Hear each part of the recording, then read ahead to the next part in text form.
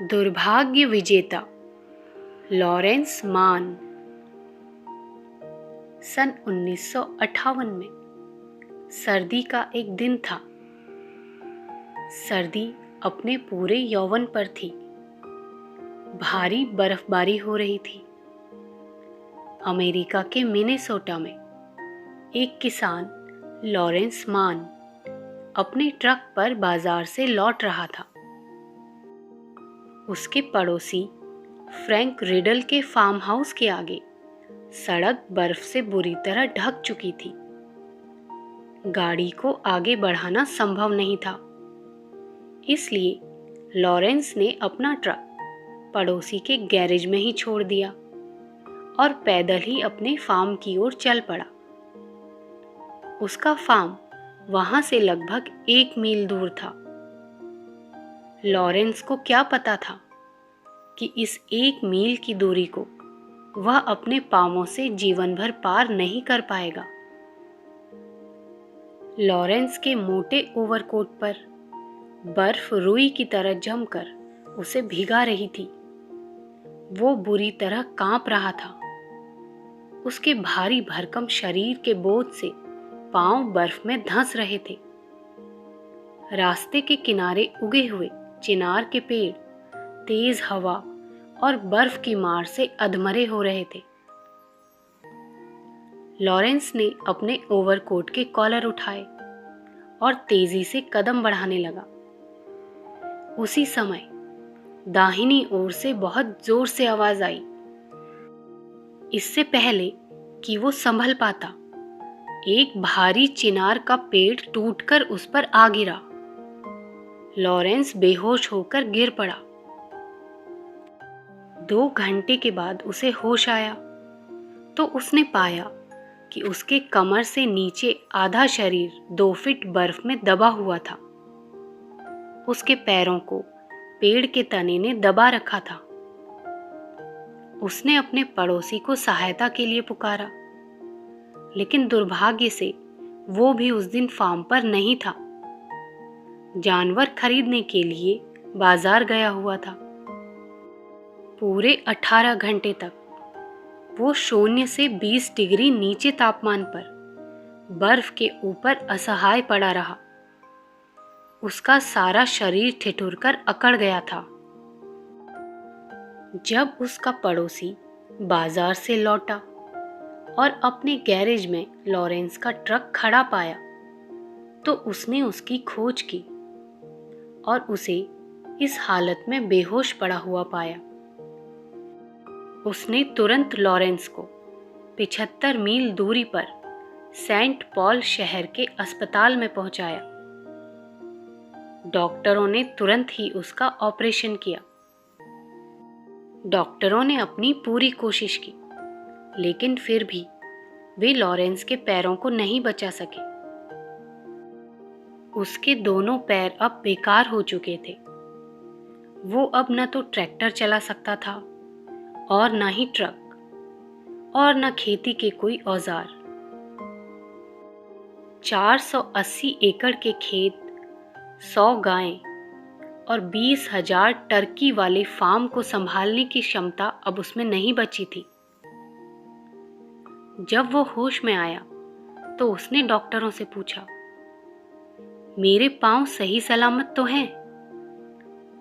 डॉक्टरों ने उसे झूठे दिलासे दिए, गोलमोल बातें की, घुमा फिराकर उसे धैर्य रखने के लिए कहा, लेकिन सच्चाई अधिक समय तक उससे छुप न सकी।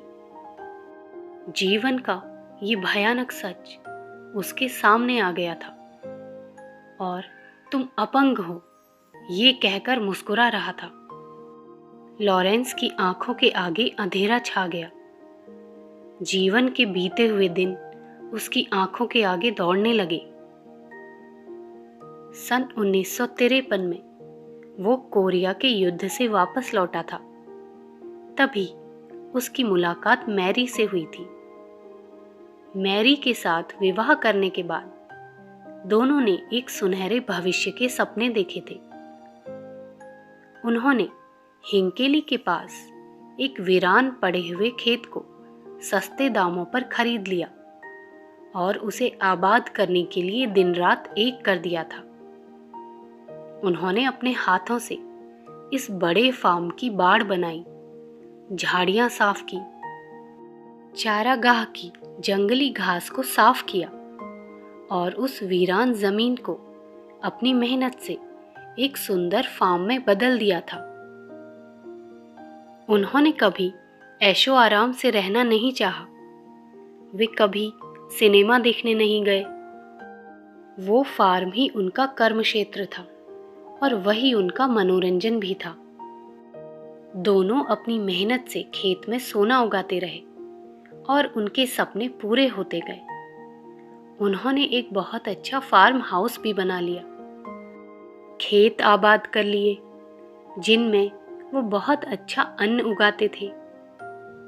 अमृत जैसा दूध देने वाली उनकी गायें थी और अच्छी आमदनी देने वाले टर्की थे। 3 फूल जैसे नन्हे बच्चों ने आकर उनके जीवन को और भी अधिक सुंदर बना दिया था।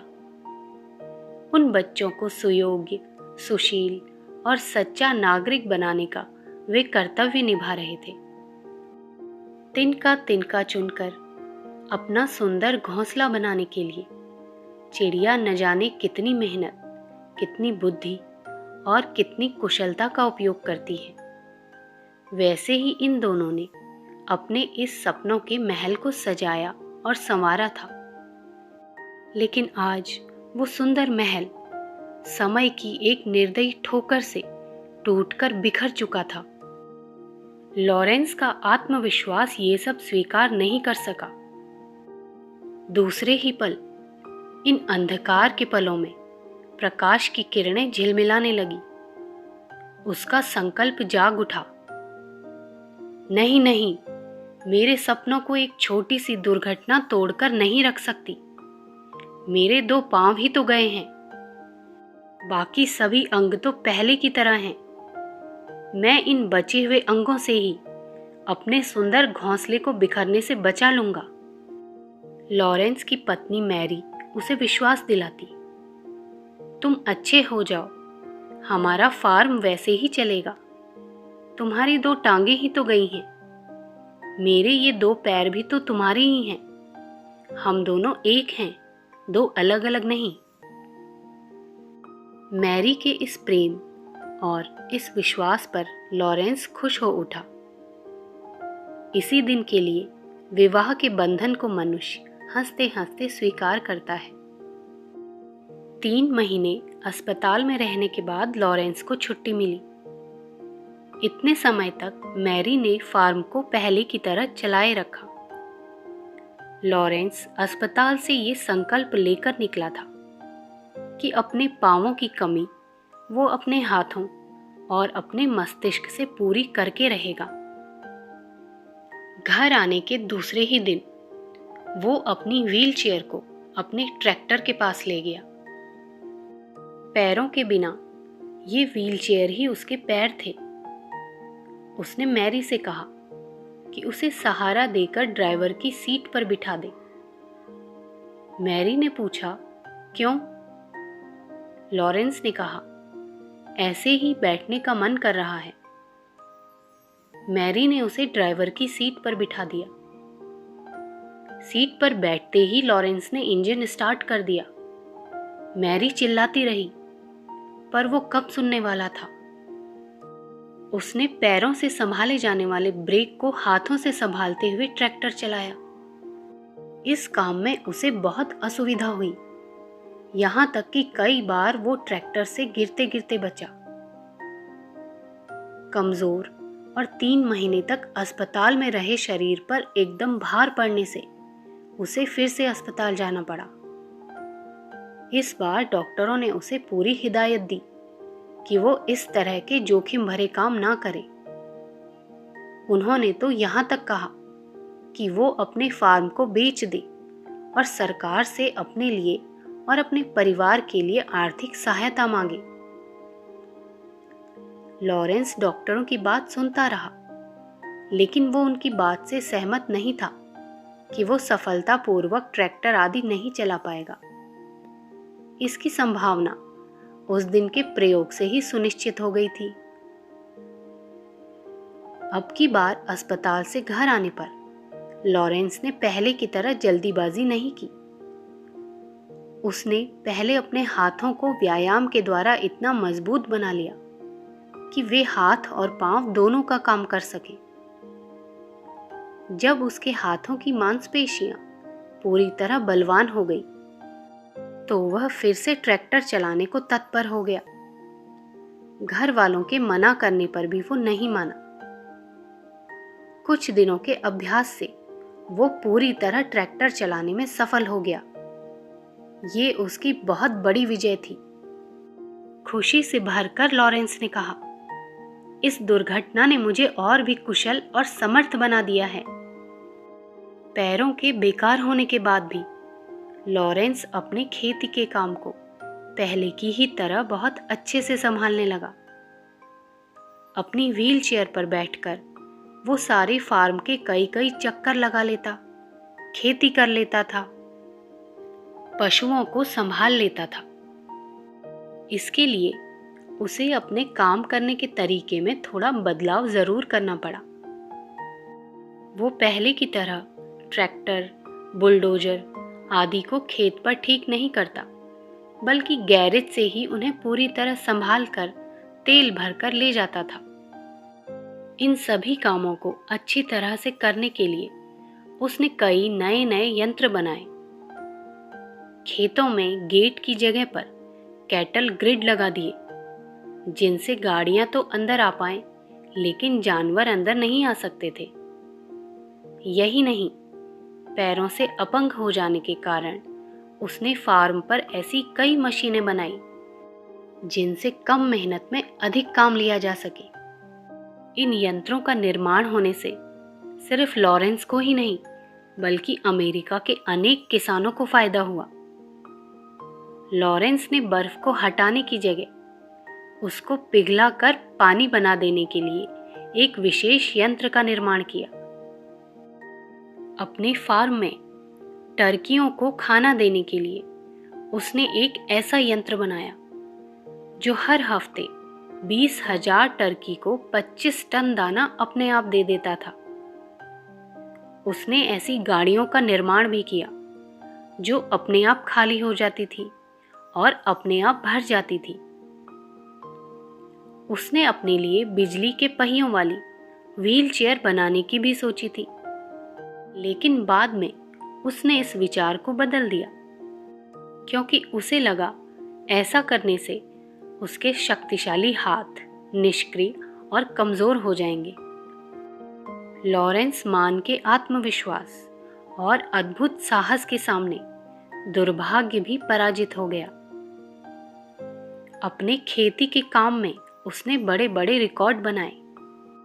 अमेरिका की सरकार ने उसे मक्के की खेती में बहुत अधिक उत्पादन करने के लिए पुरस्कार भी दिया। बिना पांवों वाले उस इंसान ने सही सलामत पांव वालों से भी बाजी मार ली। यही नहीं, अपने पांवों को खो देने के बाद ही उसने अपने मस्तिष्क की अद्भुत शक्ति को खोज निकाला और उसका उपयोग किया। लोग उसके नए नए उपकरणों, समय और मेहनत बचाने वाली मशीनों की जानकारी पाने के लिए उसके फार्म पर आते थे और सलाह मशवरे के लिए उसे अपने पास बुलाते भी थे। किसानों के निमंत्रण पर वो बड़े बड़े कार्यक्रमों में जाने लगा और खेती से संबंधित जानकारी उन्हें देने लगा। अमेरिका के हजारों किसानों ने लॉरेंस की बुद्धि और मानसिक क्षमता का फायदा उठाया। लॉरेंस ने अपनी बुद्धि और अपनी मेहनत से सिर्फ अपने और अपने परिवार का ही भविष्य सुंदर नहीं बनाया, बल्कि पूरी दुनिया के लिए एक उदाहरण बनकर दिखाया कि मनुष्य में वह क्षमता है जिससे वो अपंग होते हुए भी अपने स्वप्नों को पूरा कर सकता है। कष्ट, कठिनाइयाँ और दुर्घटनाएं मनुष्यों के धैर्य, श्रम, साहस और पुरुषार्थ की परीक्षा लेने के लिए आते हैं। जब भी किसी मनुष्य के कदम इनको देखकर डर और आशंका से लड़खड़ाएंगे, तो लॉरेंस का ये उदाहरण उन कदमों को नई शक्ति देगा, उनके मन में नई उमंग भरेगा और उनके मस्तिष्क में नई क्षमताओं का विकास करता रहेगा। संदर्भ: मनोबल के धनी व्यक्तित्व, भाग 1। लेखक: पंडित श्रीराम शर्मा आचार्य जी।